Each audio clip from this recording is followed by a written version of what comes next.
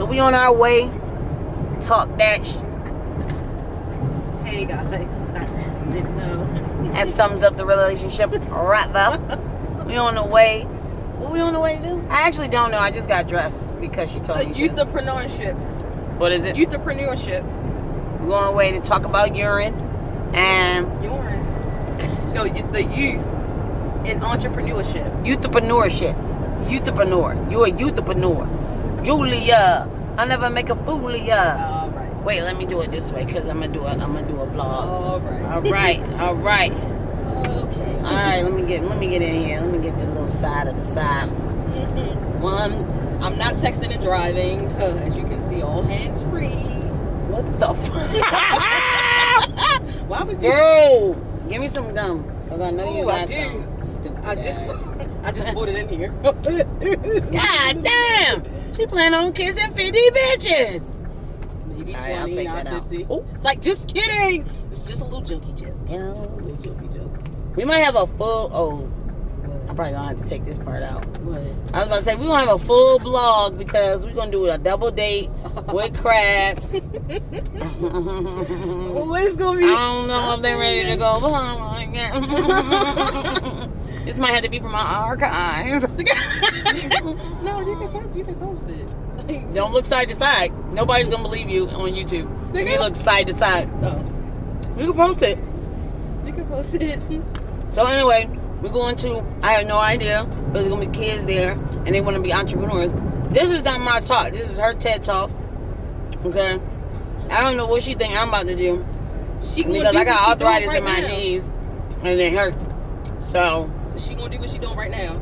I already got 33 Popping kids it. I don't want to talk to now, as is. I didn't even bring no cards. Me either. None. Not one. We ain't shit. Everybody follow that Instagram. Dang. No, they kids. Just be like, everybody pull out your phones. Follow our Dang, Instagram. that's what we should have sent one there. So she said she was creating a slide. We should have sent the Instagrams too. Well, it'll make it interactive. All right, everybody do me a favor. Pull out your phone. Pull out your phone. Yeah, that's you. No. You want to hear like my spiel? Because they said they want us to kind of say something that's going to inspire the kids. I don't have nothing to say about inspiring. You did. I don't have nothing to inspire. The world is horrible. Taxes are horrible. I am, as Tiana Taylor would say, a rose in Harlem, but I'm a rose in Baltimore. Came from the concrete. You understand what I'm saying? I am a product of my environment. Drug dealing, killing, robbing and stealing. I am a product of my environment. I am now an entrepreneur. 13-year Baltimore County police officer. I'm a product of my environment. Why? Oh, you want to cut it out? In case we go viral again. Oh, yeah. People be calling your precinct and shit. They were like, who was that in a car? No, sorry. Are you allowed to have people in the car? No. Who's going to be in the car? Me, I'm in the car right now. Who else going to be in the car? Am I allowed to be in the car? Yes, you just can't drive it. That's fucked up. That's all we want to do. Fuck being on the inside. You on the We want to be on the inside. That's too damn bad. All right, this is what I'm going to say.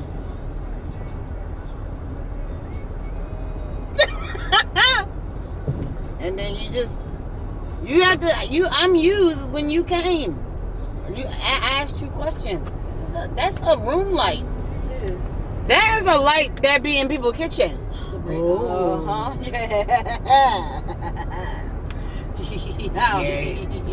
Yeah, you gotta just tap me in like, you know what I'm saying? I don't know what's going on. I think they got it set up a certain way, so. Oh, I'm not doing my own talk. I think that's what it is. I don't have nothing to say? Oh, no. I'm gonna tell her, like, we're gonna do together. I need to feed. Yeah. Because I don't know what the fuck's going on. That's what I wanted to do. I wanted to feed. Like, yeah. You say something, I say something. Tell them to put it together. It's a tag team. It's a duo. We'll be funnier together. Even if she did separate slides, like, she can do whatever she need to do. Yeah, no. But on a serious note, I got to tag along while Sade had to do a talk, and she invited me to talk as well. These kids did elevator pitches, talked about their business, and we were there to talk to them about entrepreneurship. Go ahead, Officer Madden. In my tenure, I've been doing security as well. So I saw how the business was ran. I said, let me try something different. let me put my spin on security with my law enforcement background. So I got into security with, wanting to assist with mental health, with my guards to make sure that they are coming to work prepared, that they do have a place where they can speak about their mental health, where they don't have to come to work if they're going through something and it's not a big issue, and just providing jobs for the minority community. I am from Baltimore City. I don't know if you're familiar with Baltimore City, Park Heights to be exact. So I am a product of my environment. So it's not all bad. It's not all bad. And I met this beautiful young lady, Jazz, CEO, and we became partners, and it's been us ever since. Like I couldn't ask for a better partner in business. Jazz. You're welcome. I'm gonna pass it over. This is Jasmine Lee. Jazz, the CEO, After Hourz Security. All right, okay. Thank you for staying to the end for us. We did get lost upstairs, but we are here. So I'm Jasmine Lee. I own After Hourz Security. So we basically have two separate entities, but we came together to provide double the jobs. So I do not have a law enforcement background. I am one of those kids that my parents didn't know what I was going to turn out to be, okay? So I have a pastor for a mother and a police officer for a father, so you can just imagine how I was as a kid, okay? So finally I get to understanding that no matter what I did, good or bad, I always wanted to protect people. Whether it was fighting for people or fighting other people's battles, I turned what people thought was bad about me into something good that turned into a business. So I think when I speak to youth, I always tell them whatever is different right now in your life is usually what's going to make you better in the future. So even if you look at it in a negative light or in a negative way, it's usually what's going to boost you to the next level when you hit a certain age. You just have to know how to mold it, hone it and get it to where it can take you to where you should be in life, right? So for me, it went through being a security guard, going through the police academy, not really liking being told what to do. My dad, my brother was in the military. I don't want to go to the war. I don't want to get yelled at. So then I had to figure out how can I still do this, but do it in my own way, just like how she said she wanted to take law enforcement and make security her own. So I decided to teach. So I started firearm training. I started teaching people de-escalation. I started teaching people how to be more situationally aware, and it kind of developed into a business. So I was working and building the business at the same time, and now I'm teaching for the mayor's office. I'm teaching my own students. I'm here with y'all today. So things that I didn't like being told what to do, I turned out to do the same thing. So, but that's what I'm saying, like you really never know what it's gonna be like when you get older. So don't be too hard on yourself right now. Everything changes, everything grows, and you'll look back and go, this taught me how to be who I am today. Absolutely. And so I think for me today, sitting in gratitude for things that happened this week, that is what my message is for you today. Whatever you see as a negative, it can always turn into a positive. You just have to figure out how to do it. And it's gonna take a journey, but you'll get there. You'll get there. I always hated being short, but I love it now. Yes, to the short people. Yes. I'm up there. Like, I got guys on my team that's like 6 foot tall. No, we're not intimidated. And I'm, hey, That's right. get over here. So I like that, so that's who I am. Yes. You just gotta take what you have and create something out of it, is what I'm trying to say. So that's my intro. Sure, that it? If you can dream it, you can achieve You don't want the microphone back? That's the police. No, if you can dream it, you can achieve it. Don't let anything deter you. I mean, it's going to be roadblocks. That's a part of life. You just roll with the punches. What they say, you get thrown lemons, you make lemonade. So just make all the lemonade. Make all the lemonade you can, and keep going. Keep going. Don't stop. Keep going. It gets hard. It's life. It gets hard. Just keep pushing. Because I've had my days. I've had my times, and I just kept pushing. I kept pushing it. If y'all find a partner like Jazz, and it makes it all. You just closed the deal. That's why she keeps saying thank you. No. But I appreciate each and every one of you guys. I haven't heard everybody's elevator pitch and their personal pitches, Yeah. but from what I heard, I was very impressed. I'm proud of y'all. Keep going, keep doing it. What everybody in here is in high school? High school, everybody. 12th grade, 11th grade, 10th grade, any grade. Any grades. Okay. Yeah, keep doing it. Okay. Let's talk about entrepreneurship. So that was a little bit, that was our motivation speech, I think. What? But let's talk about entrepreneurship fully. So these elevator pitches, I just learned how to do one like 2 years ago. So you guys are already like ahead of the game. I don't know if I could even really do it if I got in the elevator right now and tried to. I just don't think that's my thing. So I just want to say, while she was saying proud of you guys being here, you're already ahead of the game. If you're already in something like this, taking the initiative to do a program like this, and thank you to you guys for having a program like this, because I didn't have one when I was starting out, when I was thinking about it. I think my first business was at 15. I used to paint sneakers. But I was just doing that off just a talent that I had, but I didn't know how to keep it going. If I had something like this, I probably could have actually made a business out of it in the long run. So be very grateful for even sitting in this room, because elevator pitches lead to funding, they lead to opportunities, they lead to traveling with your business. There's a lot of programs out here that just take the elevator pitch and you can do anything. I watch it all the time because I'm trying to learn how to be short-winded with my explanations. I talk a lot, so as you can see, I didn't give her the mic back. But, you know, that's what I used to get in trouble for. But now I do talks and I do teachings and things like that. So, like I said, everything that you think is something, it can be golden when you get into business. So I only heard, I think, maybe 2 or 3 business pitches, but I just want to say, walk in confidence. If this is what you love to do, if you're passionate about basketball, power washing, whatever it is, walk in that. Just walk in it and everything else will follow. If you're just walking in it with confidence, then everything else will kind of come towards you. People will come towards you who are also looking to be in that realm of business too. So whatever you writing down, read over it, write it, pray over it, whatever it is to keep it like at the forefront and keep it inside of you even when you're doing something totally different. The things you think have nothing to do with your business will all of a sudden have something to do with your business. So that's mine. Your turn. No, that's all I got. That's all you. Okay. Any questions for the police officer? Wow. You had to throw that in. Yeah. No But questions no, for the do y'all police have officer? any questions for me? Yes. Uh-oh. Yeah, it is. We walked the hall with you, we understand. Yep.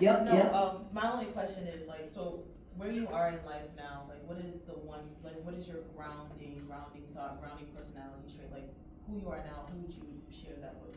Let me say that this way. For who you are now, what is one thing that you would share with the rest of us about who you are now?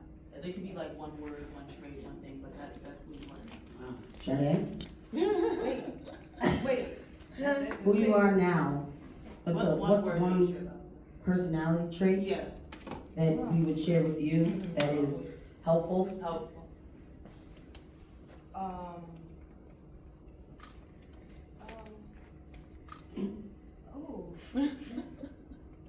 I would say I don't have one word, but I would say I'm more faithful in a sense of, my grandma would always tell me, you know, worry about nothing, pray about everything. So that's where I am, and just this journey, you can worry a lot. You can worry a lot, and it's just like, how is this gonna happen? How am I gonna pay this person? Am I gonna get this promotion? Faith. Faith, and it happens. It happens when you least expect it. Just have faith, stick with it. When I say worry about nothing, pray about everything, it works. It works. That's what I can say about where I am now. That was beautiful. I don't think mine is that beautiful. So personality trait. I used to think that I was scatterbrained. I used to think that I was all over the place because I could go through about 15 different notebooks with just like journal entries or random ideas But now, I don't think that, I think I'm an innovator. I think that I am an educator. I think that if I don't get it out, and nobody in the world who needs to hear what I have to say will hear it. So I used to think that that was a bad trait because I used to just kind of be all over the place. But now I know that it's really just me trying to bring the things that are given to me into fruition. So I think, in adding to the faithfulness, now when I do write it down, I try to act on it. Because just because you write it down, you don't do anything about it, and then it doesn't become anything and it doesn't help anybody. So I try to write things down and I try to put action behind it. So that's a trait, I think. I got a question for you, officer. Why are you looking at me like that? Oh, no, I'm just thinking. So when you look at this new generation of police officers coming out, two questions, right? Number one, what gives you hope with this new generation of officers? Number two, what worries you with this new generation of officers? It's a lot to take in. Yeah. And I say that because recently I just had a coworker who was shot, and so this is a part of that new generation you're talking about. So just the whole incident in itself, it's always easy to Monday morning quarterback. It's hard for me to answer that because it's like, you know, I see them and it's like, this is not what we did back in the day. These are not the things we would do. But then I have to remember, I'm 13 years in. You guys are a year, a couple of months, maybe 2 years in. So it's hard to say. Honestly, it starts from us, the people that got the time on. It starts from us. So if we're not building them to be what we need them to be our backup, to be that person, hey, if I get into a scuffle, I know you got my back. Because there's some of them that I feel like, you know, I'm not the biggest person presenting, but internally I'm 6'5", 200 and some pounds. So, you know, I'm not, no man me. But I need to know if I get into something, you're gonna have my back, and I'm not as confident with a lot of newer officers. And it's not everybody, but you know, I try to do my best to be a leader and build them to where they need to be and where I need them to be when they by my side. If that's good. Yes. I have a question for each of you. So, Ms. Lee, can you talk to us 3 important tips for personal safety and security? What are some of the things that every one of us should be doing and shouldn't be doing when it comes to just personal safety? Okay, so my first one is, if it doesn't feel right, it's not right. That gut feeling that you ignored and now you're wondering how you got there, you should have listened to that first thought. If it doesn't feel right, there's nothing wrong with double checking or changing or not doing or not going or saying no. So that, I think, is one of my biggest. It's okay to listen to that voice in the back of your head that says, this is not right. I know peer pressure and all this, you know, so, but still, listen to that voice, because usually you are right. That's one. You do your first one, I think. No, she asked you a question. Okay, second one. Okay, so I shared a little of how I was as a kid. I was very much a hothead as a kid, okay? So de-escalation, I've written a book, I've been on tour, I teach it to police officers, security guards, regular people. De-escalation is probably the biggest tool, not your OC, not your firearm, not none of that. It's your biggest tool on your belt. It could literally save your life. Ignoring that one thing somebody says to you and not giving them the same energy back could really save your life. It's happened to me plenty of times, just like she said, we're not the biggest. I've had my company for 6 years. I've been in several kinds of situations. And before that, I've been a security officer, a federal officer for 15 years. So I'm still here, so it must work somehow, some way. So I think de-escalation is something that people should start putting in the forefront. But inside of de-escalation, you also have to add in a little sprinkle of empathy. Right, and so for your question that was to her, empathy is what I think is missing out of most of these new and some of these old officers today. So as a security guard trainer, I always tell people to have that de-escalation at the forefront of your mind, but have empathy for the person standing in front of you. Even if you don't agree, even if you don't like, if you have that empathy, it will stop you from doing certain things. So it will save you, even though you're saving them. So I think that's the second. Awesome. Man, 3, huh? Oh, if 2 is all you got, that's good. We can Okay, roll I with have a that. third one. I don't know.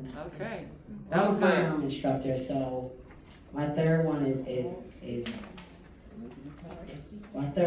that if you carry, you should train.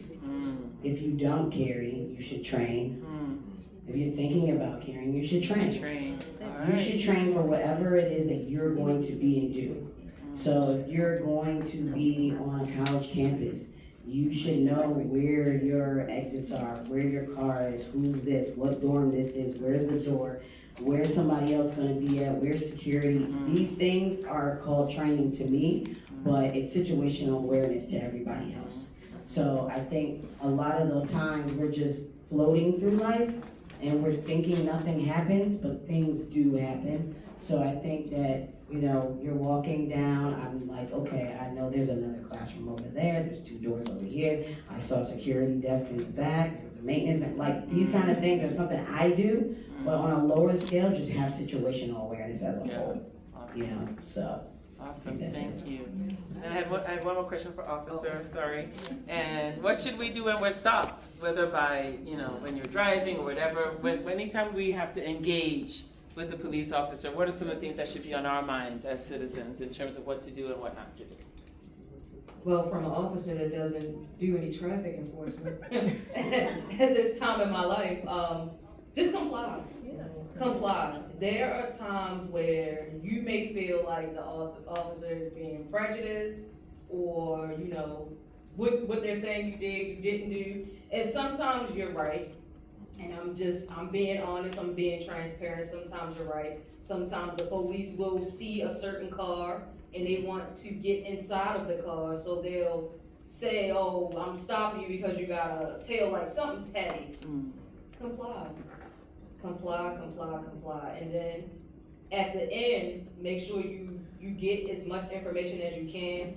If you are being pulled over, turn your phone on, record. It's not a crime to record. You can record. Record me. I'm not gonna be pulling you over. No, I'm serious. We record, so everybody should be recorded, especially sometimes if the officer is not recording. You wanna have your own evidence in case something goes left.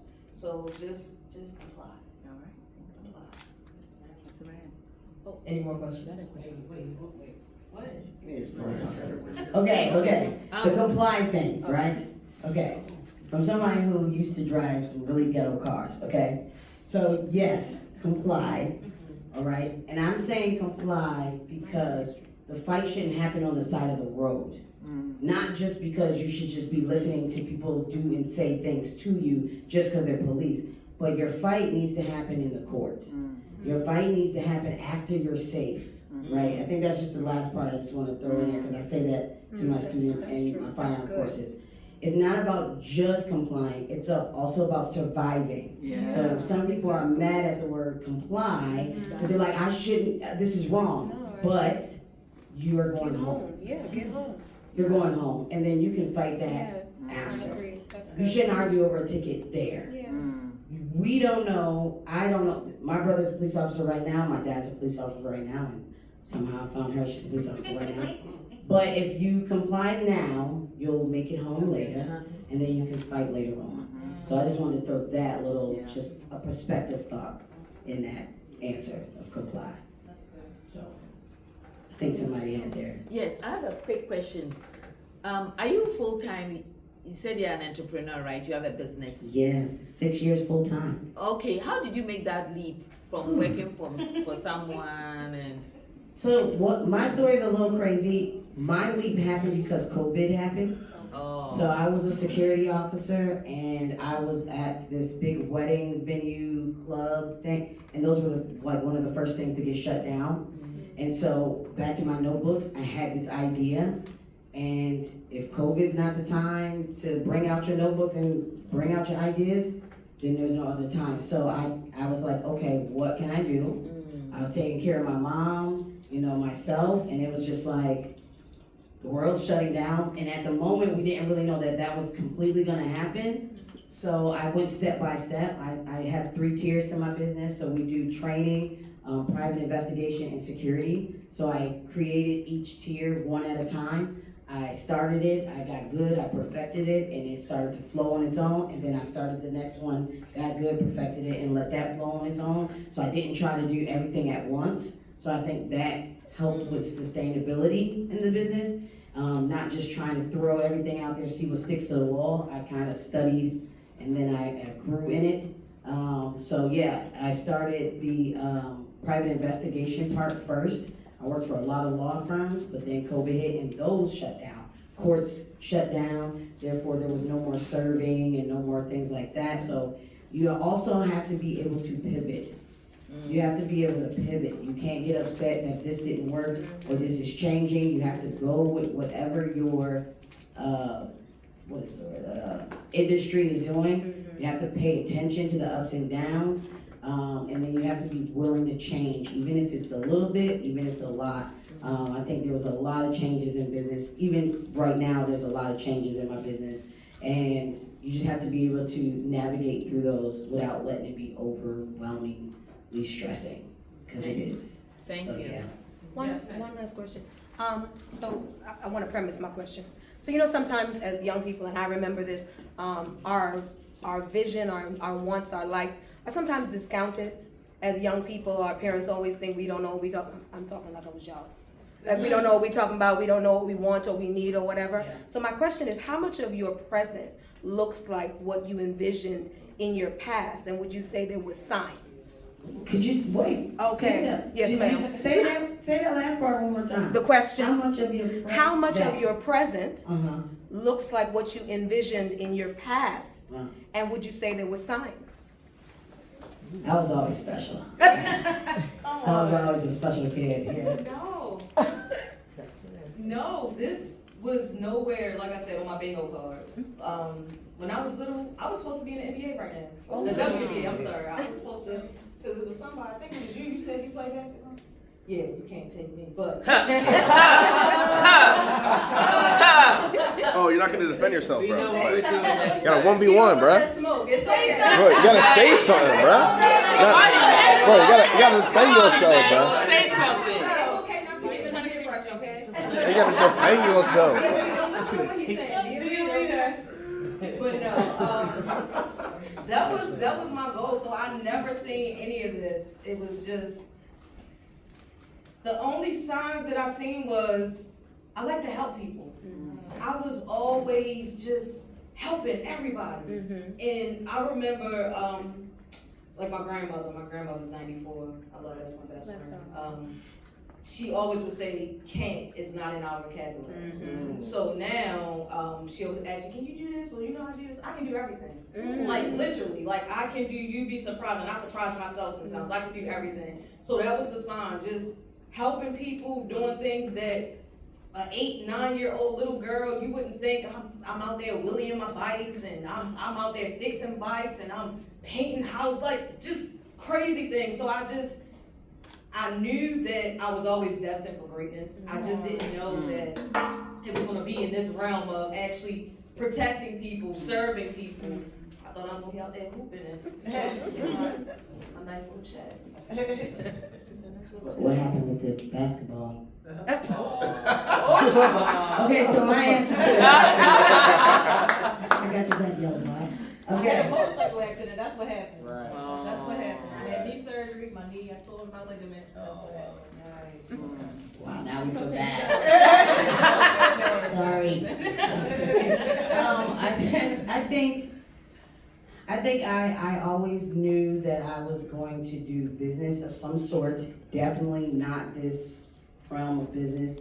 I was one of those kids who liked pens and paper and office supplies, and I like to mimic those people. So I think I always knew I would do something like that, office-wise, but I definitely didn't know until I got older. I used to be a promoter, and so when I got older, security was part of that, having parties and having events thing. And I was like, oh, I like this. And I started to do it. I saw my dad doing police, and he was military police. And I just knew I wanted to do something like that. And then it kind of developed business-wise. My first business was a sneaker business. And as like a 13-year-old, I was like going to different stores, asking them, could I put my sneakers in their store?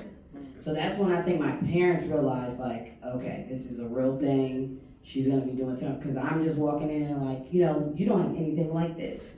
And so that was kind of my personality already. I was already a 3-year-old with a big personality. So that's why I always go, whatever you think is too much or is not the right thing right now, it could be that golden ticket to become successful. So I think that was the sign. Running my mouth was the sign. Yeah, that was a good question. Thank you. All right, do we have any more questions for Officer Madden or Miss Jasmine Lee? Can we give it up for them?